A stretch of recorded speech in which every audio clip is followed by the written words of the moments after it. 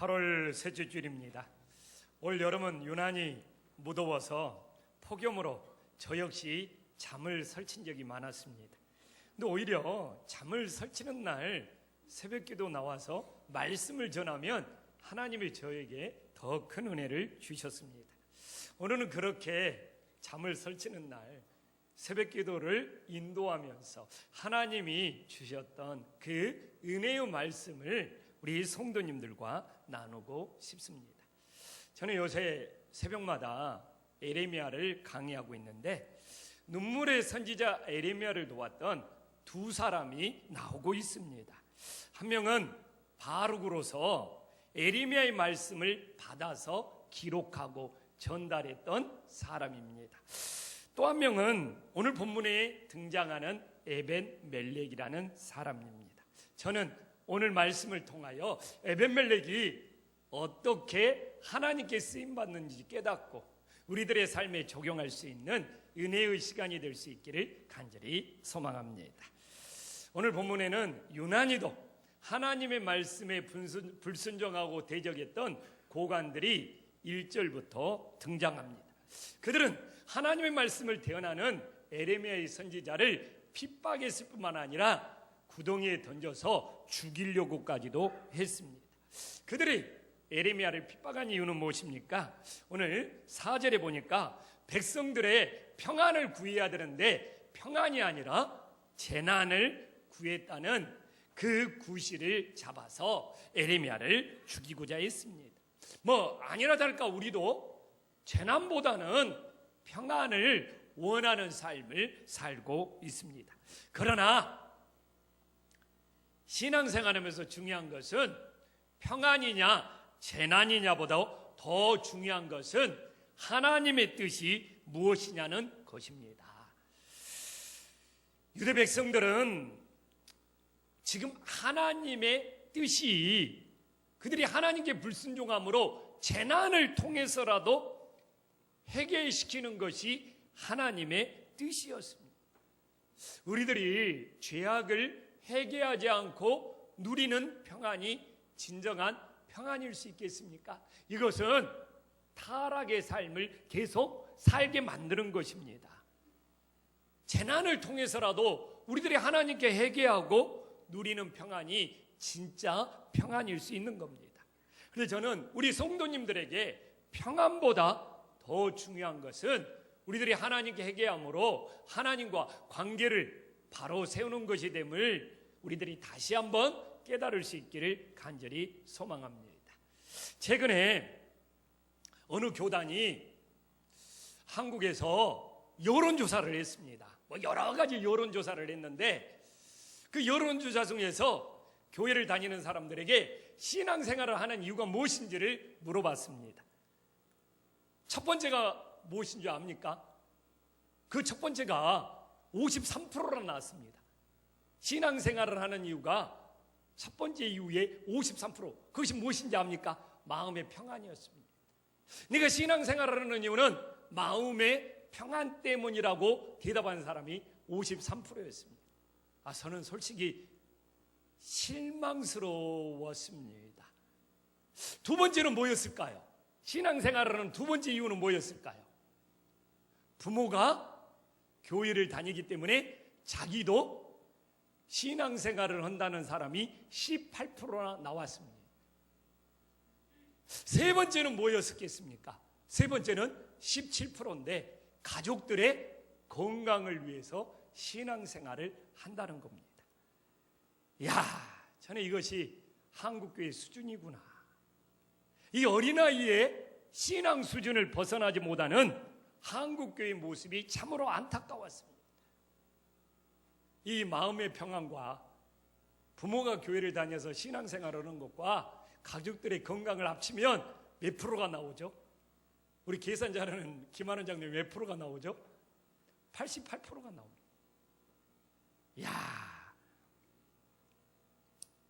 전부 예수님 중심이 아니라 자기 중심이에요.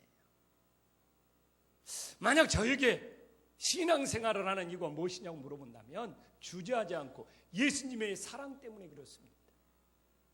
예수님의 십자가의 사랑 때문에 저는 신앙생활을 합니다. 이렇게 대답해야지 진짜 믿음 아닙니까? 그러면 평안이 사라지면 신앙생활 안 할 겁니까? 부모가 교회를 안 다녔으면 자기도 교회를 안 다닐 겁니까? 가족 중에 건강하지 않는 사람이 있으면 신앙생활 안 할 겁니까? 정말 예수님 중심이 아니라 다 자기 중심 때문에 거기서 벗어나지 못한 우리 한국교회 수준이 참으로 마음이 아팠습니다. 예수님을 진짜 사랑한다면 평안이냐 재난이냐의 문제를 따지지 않죠. 내가 내 아내하고 살고 있지만 가정이 어려울 때도 있고 평안할 때도 있습니다. 그럼 어려우면 우리 아내를 사랑하지 않는 겁니까?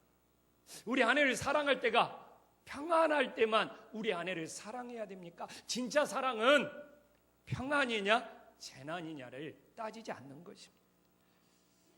우리들이 신앙생활을 하는 이유가 어떤 평안이나 어떤 조건 때문이 아닌 하나님을 사랑하기 때문에 하나님과 바른 관계를 세울 수 있는 믿음의 자녀들이 될 수 있기를 간절히 소망합니다. 당시에 유대의 최고의 권력을 잡고 있는 이 고관들이 에레미야를 죽이려고 구덩이에 던져 넣었다는 것을 7절에 보면 에벤멜렉이 들었습니다. 에벤멜렉, 그는 구스 출신으로 이방 사람이었습니다.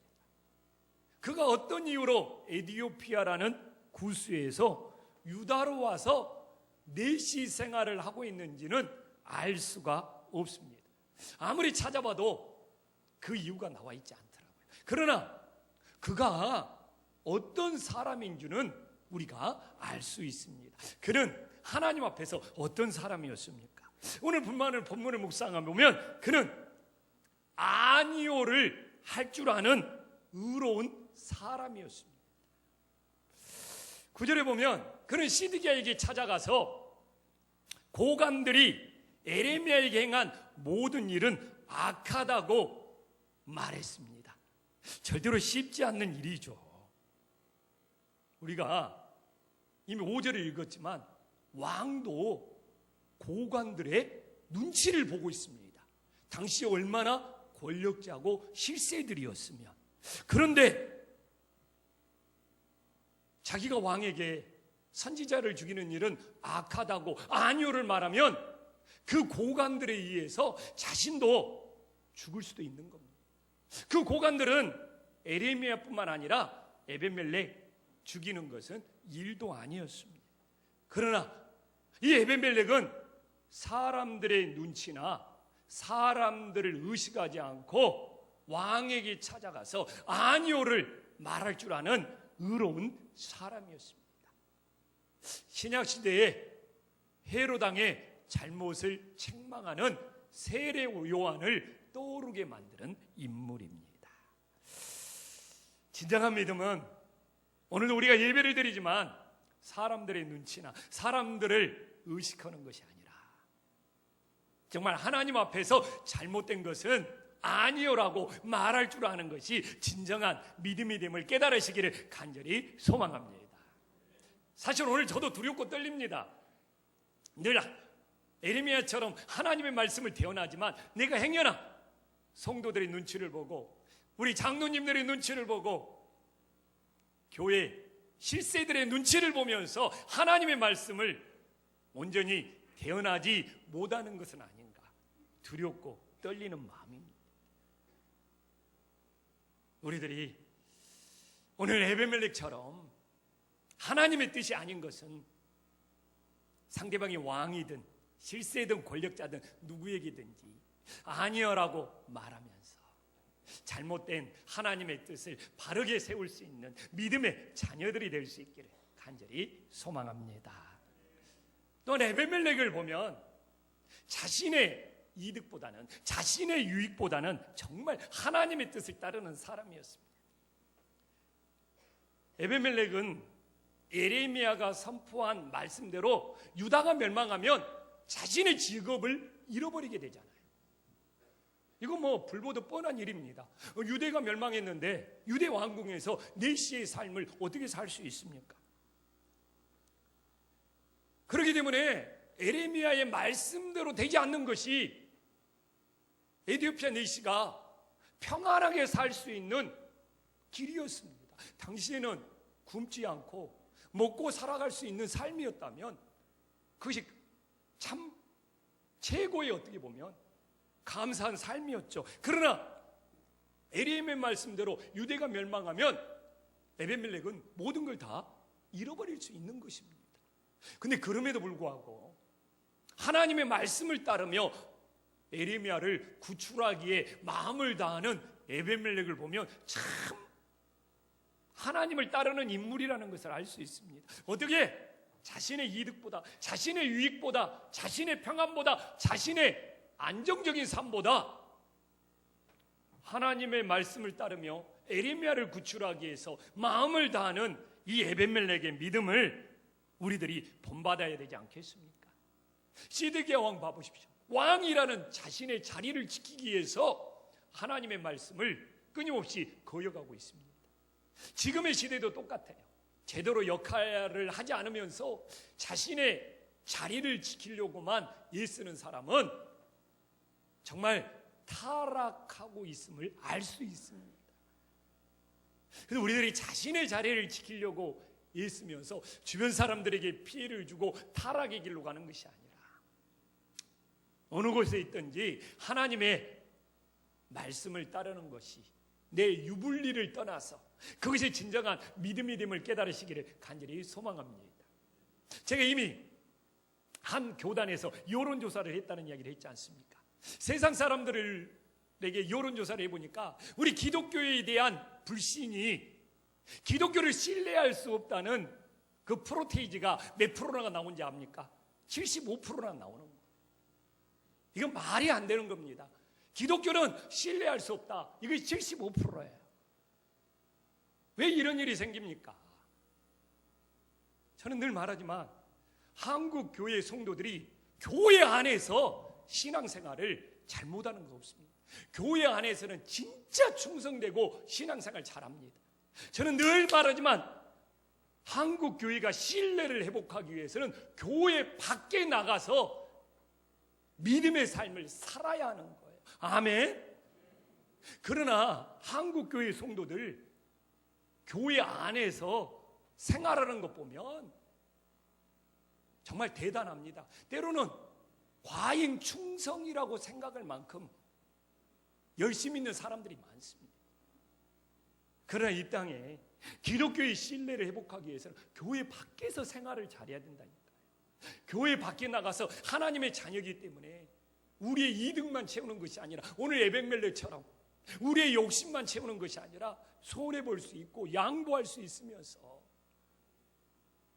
하나님의 뜻을 따를 수 있는 믿음의 자녀들이 그렇게 세상에서 사는 성도들이 있어야지만이 이 땅에 기독교의 신뢰가 다시 회복될 수 있음을 깨달으시기를 간절히 소망합니다. 에벤멜렉 봐보십시오. 그는 하나님께 인정받는 믿음이었어요. 그러나 대조적으로 시드기야 왕을 봐보십시오. 그는 진짜 사람들에게 인정받으려고 애썼습니다. 오늘 우리가 5절을 보더라도 당시의 실력자, 당시의 권력자, 그 고관들의 눈치를 보고 있지 않습니까? 그리고 에레미야를 죽이려고 하는 고관들을 말려야죠. 무슨 죄가 있습니까? 하나님의 말씀을 대언했는데. 그런데 이 왕이 고관들의 눈치를 보면서 뭐라고 말합니까? 왕은 조금도 이 고관들 너희를 거스릴 수 없느니라. 이게 말이 됩니까? 이 시드기야 왕은 사람들에게 인정받으려고 하려다가 누구를 거스르고 있어요? 하나님의 말씀을 거스르고 있고 하나님을 대적하고 있음을 우리들이 알 수 있습니다. 제가 말하잖아요. 에벤멜렉은 어떤 사정으로 에티오피아에서 유대로 와서 내시 생활을 하는지를 몰라도 하나님께 인정받는 믿음이었다니까요. 하나님은 뭐라고 말하고 있습니까? 에레미야 32 9장 18절에 보면 야 유대가 멸망해도 노량물에서 건진받은 것 같이 에벤멜렉의 생명은 보호해 주시겠다는 거예요. 그 이유가 뭐냐? 하나님이 인정하고 있어요. 하나님이 내가 나를 믿었습니다. 야, 나는 성경에 이것이 제일 단순하면서 최고의 칭찬이라고 생각을 합니다. 하나님이 에벤멜렉의 믿음을 인정하고 너는 진짜 나를 믿는 믿음이다. 저도 예수님께 드릴 수 있는 최고의 칭찬이 무엇일까요? 예수님이 영식아 너는 진짜 나를 믿고 있다. 어떻게 보면 에벤멜렉이 하나님께 진짜 인정을 받는 믿음인 것이죠. 생각해 보십시오. 그는 유대 사람도 아닙니다. 유대의 혈통, 믿음의 혈통도 아닙니다. 진짜 이방 사람입니다. 아프리카에서 끌려오는 흑인, 어떻게 보면 내시 생활이 노예 생활일 수도 있습니다. 그러나 그는 그 어떤 유대 사람들보다도 하나님을 믿는 그 믿음이 더 신실했어. 하나님께 인정받고 있음을 깨달으시기를 간절히 소망합니다.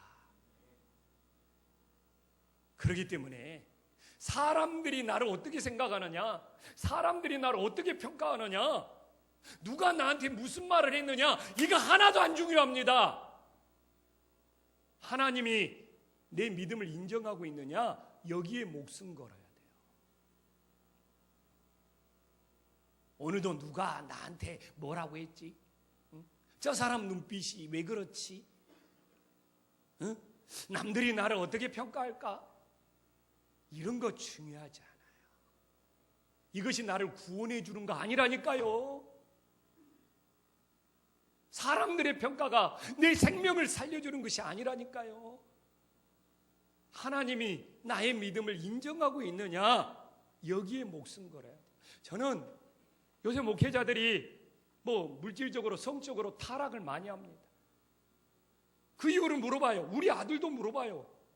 어떻게 목회자들이 그렇게 성적으로 타락할 수 있고 재정적으로 타락할 수 있느냐 라고 심각한 질문을 합니다. 그 목회자 때문에, 목회자가 타락해가지고 그것 때문에 교회를 안 나간 성도들은 지금 어떻게 해야 되냐고 지난주 나한테 질문을 하더라고요. 목사님이 잘못해갖고 그 성도가 교회를 안 나가는데 그 성도를 그러면 어떻게 해야 되냐, 어떻게 구원받아야 되냐고 저한테 질문을 하더라고요. 저는 그래요. 믿음이 없기 때문에 타락하는 거예요. 대형교회 목회자가 타락하는 것도 진짜 하나님을 믿는 믿음이 없기 때문에, 돈 때문에 성적으로 다 타락하는 거예요. 저는 이것이 믿음의 문제라고 생각을 합니다. 하나님을 믿는다, 가장 단순한 것 같지만 하나님을 믿는다, 이것이 최고예요. 저는 에벤멜렉 많은 설명이 필요 없어요. 단순하잖아요. 내가 나를 믿었다, 이것이 진짜인 거예요. 옆 사람한테 인사 한번 나눠볼까요? 응? 하나님을 진짜 믿읍시다. 이 문제예요. 많은 변명, 많은 부연 설명이 있지만 진짜 하나님을 믿지 않기 때문에 타락하는 거라니까요.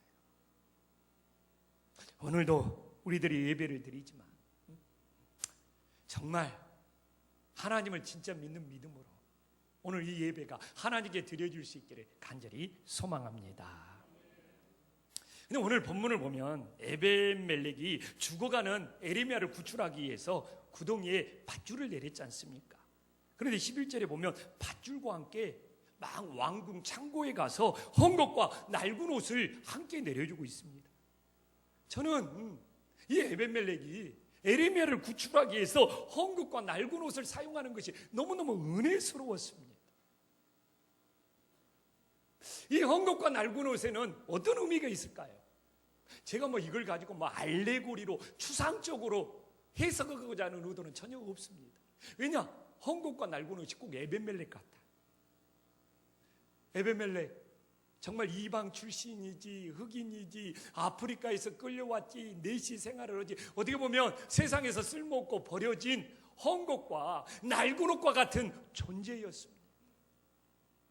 그래서 저는 오늘 이 본문을 보면서 깨달은 것이, 우리가 예수님 믿으면서 당신이 누군지 알아야 된다, 당신이 누구인 줄 알아야 된다, 그래야지 하나님을 잘 믿을 수 있다, 이런 말을 많이 들었죠. 이것도 중요한 문제입니다. 그러나 그것보다 더 중요한 것은 내가 누구냐보다도 내가 누구에게 붙들렸느냐, 이것이 더 중요한 문제일 수 있음을 깨달으시기를 간절히 소망합니다.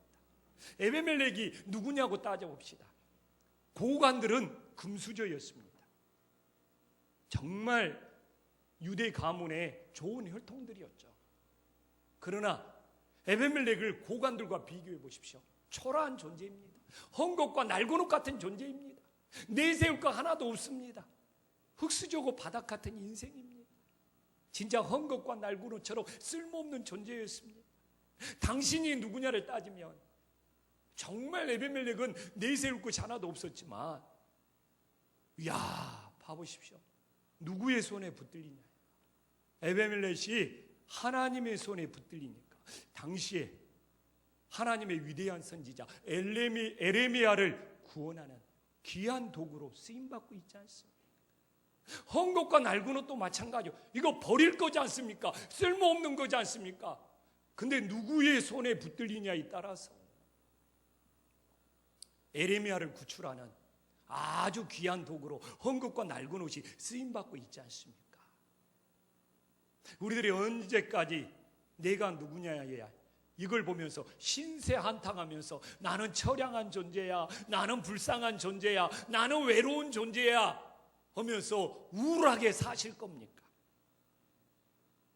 이것이 우리의 인생을 바꾸지 않습니다.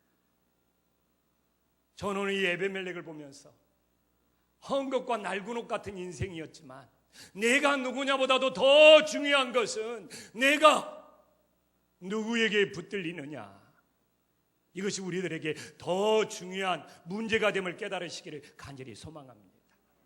우리는 세상에서 헝겊과 날고옷처럼 쓸모없이 버려진 존재일지라도 예수님의 손에 붙들리면 하나님께서 생명을 살리는 일에 귀하게 사용됨을 다시 한번 깨달을 수 있기를 간절히 소망합니다. 또한 이 헝겊과 날고옷을 보면 헝겊과 날고옷이 절대로 에레미야를 구출해 주는 건 아니에요. 밧줄이 하고 있습니다. 밧줄이 하고 있어요. 밧줄에 무슨 도구로 쓰고 있느냐? 보조 도구로 쓰임받고 있어요. 무슨 이야기냐? 이 헝겊과 날고옷은 반드시 밧줄과 연결이 되어야지만이 제대로 사용될 수 있어요.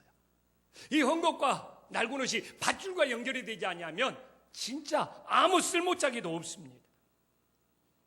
우리 인생이 그러는 거예요. 헝겊과 날고옷처럼 우리 스스로도 아무것도 할 수 없습니다. 우리 스스로도 아무것도 할 수 없어요.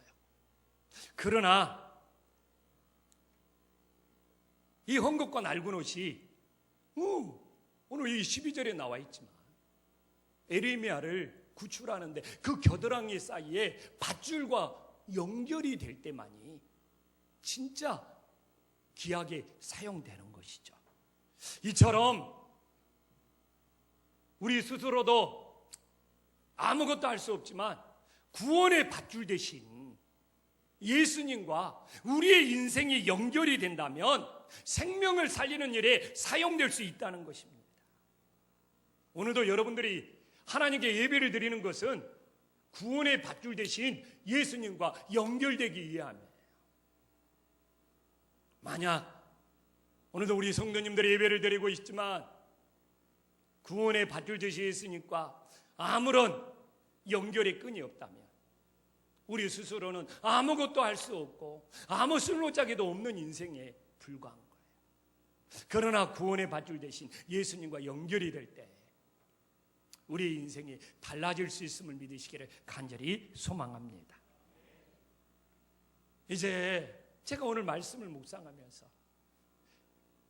히브리서를 잠시 멈추고 이 새벽에 은혜 받았던 이 말씀을 나누는 이 이유가 마지막에 나옵니다. 헝겊과 날고옷이 어떤 목적으로 사용되었느냐 이거예요. 12절에 보면 나와 있잖아요. 밧줄로만 에레미야를 끌어올리면 구덩이가 깊어서 그러는지 에레미야 온몸에 상처가 날 수 있어요. 겨드랑이에도 손바닥에도 상처가 나서 피범벅이 될 수 있어요. 그거 에레미야가 밧줄을 겨랑이에 끼고 밧줄을 손으로 잡았을 때 상처가 나지 않도록 이 헝겊과 낡은 옷을 밧줄에 감싸서 사용하고 있는 거 아닙니까? 이야, 저는 이 에베멜렉의 이 배려심에 너무 큰 은혜를 받았습니다. 어떻게 세상에 이런 사람이 있습니까? 이렇게 배려심이 깊은 사람이 있습니까? 나 같아도 그러겠어요. 야, 밧줄로 구원만 해주는 것도 얼마나 대단한 일이냐. 사실 그럴 수 있잖아요. 그러나 밧줄로 구원만 해주는 것이 끝나는 것이 아니라 이 밧줄을 겨드랑이에 끼고 올라오다가 겨드랑이가 완전히 벗겨지면서 상처받을 수 있어. 그래서 그 상처받지 않도록 헝겊과 날고로까지 준비해서 이 헝겊과 날고로를 밧줄에 묶어가지고 겨드랑이에 끼워. 여기까지 생각하고 배려하는 에벤멜렉을 보면서 참 제가 부끄러운 생각이 들었습니다. 진짜예요. 우리 그럴 수 있잖아요. 야, 내가 교회에서 봉사하는데, 야, 내가 교회에서 구제하는데 이것만도 대단하지 않냐. 그러면서 상대방이 상처받을 수 있다는 생각을 못하는 경우가 많아요. 저도 그런 실수를 범한 적이 있어요. 한식교회 개척해가지고 어떻게 하나님이 1년 만에 이 교회를 자립을 주셨어요. 그러면서 우리 교회가 이제 선교하고 구제하는 교회가 되자 하면서 그때는 우리 교회가 또 이렇게 선교 구제 바자를 해가지고 지역에 그 빌라 주변에 어려운 친구들에게 장학금을 준 적이 있어요. 근데 이제 우리가 교회가 개척도 했고 자립도 했고 또 이렇게 장학금을 주니까 그 장학금 받을 애들을 불러다가 교회 예배 시간에 이렇게 장학증서와 함께 소정의 장학금을 지불했습니다. 근데 걔가 충격적인 모습을 하나 보이게 했어요. 한 명의 애가 들어가면서 통로를 들어가면서 그 장학금 증서를 꾸기면서 들어가는 거예요. 자기가 어렵다고 공개적인 자리에서 장학금을 받는 것이 본인에게 상처가 되었나 봐요. 저한테는 정말 잊혀지지 않는 충격이었습니다. 내가 구제 안에, 내가 선교 안에 교회의 만족은 될 수 있어요. 그러나 상대방이 상처받을 수 있다는 것에 대해서는 전혀 생각조차 못했습니다. 우리들이 이렇게 사역할 수 있다는 것이죠. 그렇기 때문에 저는 이 에벤멜렉이 대단한 거예요. 구원만 해줘도 대단한 일인데 이렇게 구원을 해주다가 이 밧줄 때문에 에레미야가 상처받을 생각까지 하면서 헝겊과 낡은 옷을 준비하는 이 에베멜렉의 이 마음이